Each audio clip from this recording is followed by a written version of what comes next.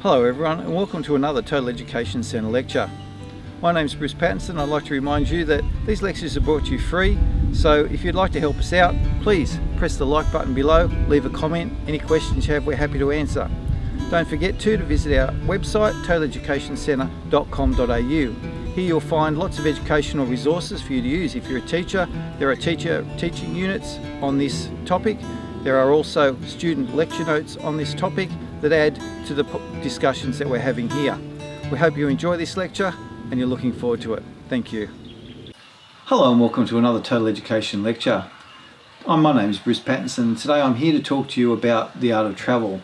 And I want to specifically concentrate on this very short lecture on the rubric for the module and the context of Dupuytren's work. And I think it's extremely interesting to examine how he's approached his little philosophical gem, and then I'll talk about some non-fiction as well. If we look at the art of travel, it's in the rubric representing people and landscapes, and of course this one is very good on landscapes because it's about people traveling. And I think we need to look at the module, and the module talks about representations, of course, but it specifically talks about representations of events, personalities or situations, and it says very specifically to evaluate the medium of production and the textual form, the perspective, the choice of language, and how that's meaning. And you need to represent students' understanding of relationships between representing and meaning. I'd like to also talk about the rubric for the very particular representing people and landscapes, that elective. And I'd like to read it to you, and I'd like to read it to you to reinforce how important it is. The exam will be based on the rubric, and you need to focus very carefully on what the rubric says so you approach this work. It says, in this elective, students explore and evaluate various representations of people and landscapes in their prescribed text, and in this case, Dupuytren's The Art of Travel, and other related texts of their own choosing. And there's another lecture on other related texts that you might want to look up on the channel. They consider the ways in which texts represent the relationship between the lives of individuals or groups and real, remembered or imagined landscapes.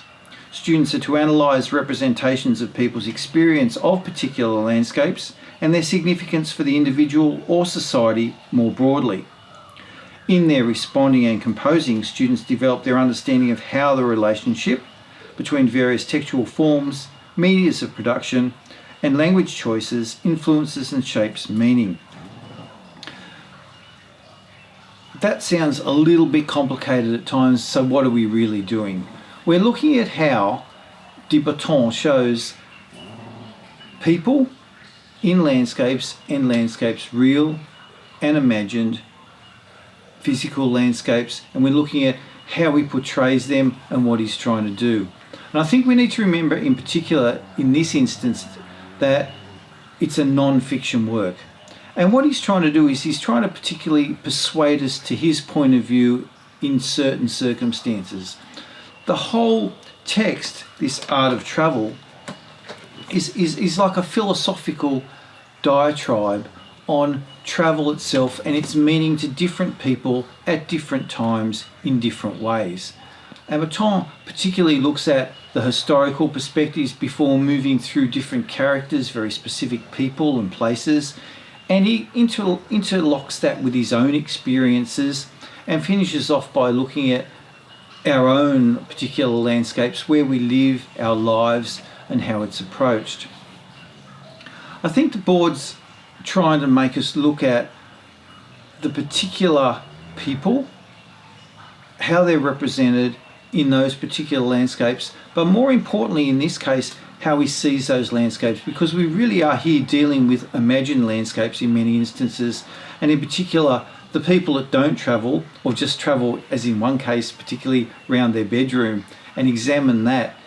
And in the end, Dupuytren walks around his own landscape and tries to notice things in a new and different way, and that's when he talks about Ruskin and the art and how to look at things and different perspectives. And I think that's what you need to focus on when you're looking at this module, those different perspectives and how he represents those views. There are many, many techniques, and that'll be in another, of course, lecture, or certainly they're in the notes that we provided on the website.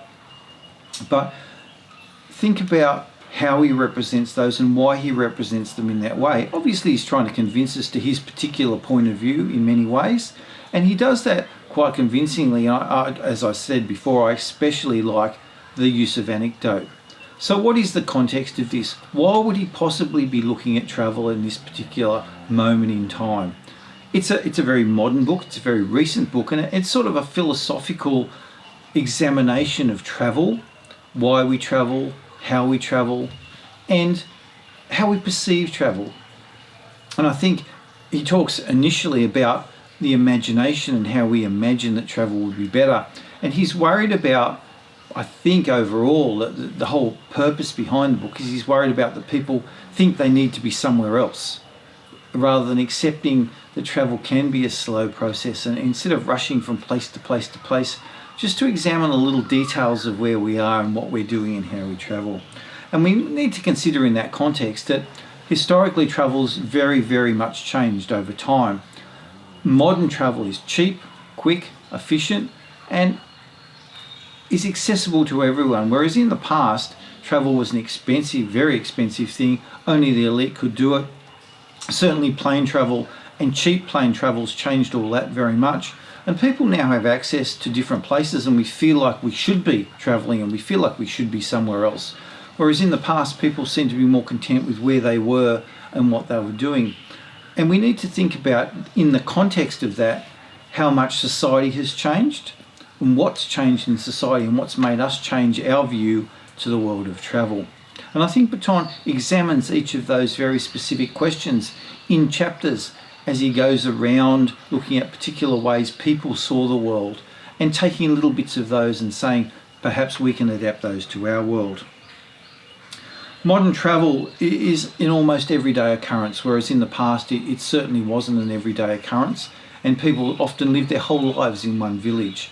And Breton examines how that's affected us and what it does. It's everyday, it's very common now, and how has that changed our lives? How has that made us different? Has that made us more open? Has it bettered our world? Has it bettered us as individuals? And has it bettered the individuals that he sees in the book? I think we need to think that travel now is an industry, and I get the feeling that Breton doesn't like that as a thing. What he does is he really prefers it to be on an individual basis. And I think that's the context of the book. And if you go back, and of course I recommend, and I always recommend, that you go directly to the Board of Studies website, you read what the board wants you to examine, you read the rubric very carefully, and you take your ideas from that and develop and work on those.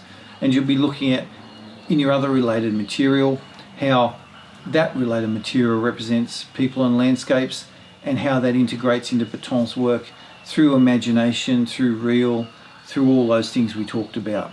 I think that's what you need to focus on when you're looking at the rubric and you're looking at the context of the work, and try and place it in that context, if you like to use the word twice, and ensure that you have an understanding of where you're going and what you're looking for before you begin an analysis of the text. In later lectures, certainly we'll be looking at specific chapters and things in detail. Obviously, you'll need to draw out, you can't talk about the whole text, it's too long, you've only got an essay to write and you've got other related material, so you'll be looking for specific aspects that link with your related text and directly to the rubric, and you'll use 2 or 3 examples. That's really all we have time for in this brief lecture on the context of the art of travel. We hope to record some more lectures being more specific, so look out for those as they come along. I'm Bruce Pattinson from Total Education Centre. Thank you for your time. If you like us, press the like button down below if you thought the lecture was valuable or helpful. If you have any questions, certainly ask us. But for now, that's all, and goodbye.